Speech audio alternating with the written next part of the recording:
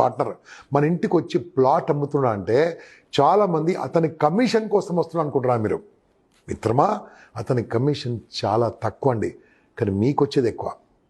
చెప్తున్నాను, ఒక 10 ఏళ్ల క్రితం ప్లాట్ కొన్న వాళ్ళు మీరు 10 లక్షలు కొంటే ఈరోజు 1 crore అయిందండి, గ్యారంటీ చెప్తున్నాను.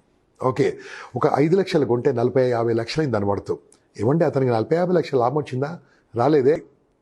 మన ఇంటికి వచ్చాడంటే నాకు తెలిసినంతవరకు దేవుడేనండి. మీరు ఏమని చెప్పండి, దేవుడే మనకు లాభం చేసేవాడు దేవుడే కదా.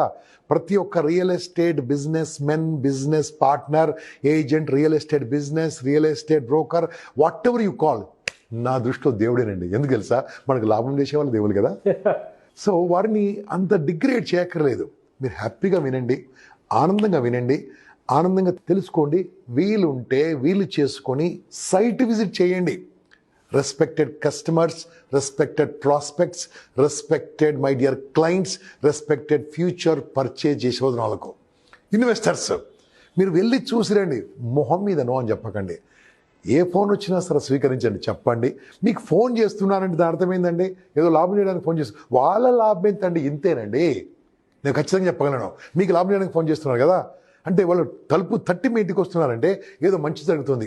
కాబట్టి ఎంకరేజ్ చేయండి. ఏమంటా అంటే తప్పకుండా వీరిని మనం గౌరవించాలి. ఎందుకంటే వారు ఏ జాబ్ చేయకుండా, వేరే బిజినెస్ చేయకుండా దీంట్లోనే వాళ్ళు నేర్చుకొని మీకు చెప్పడానికి వస్తున్నారు.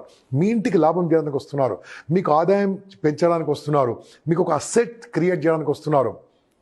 మీ ఇంటి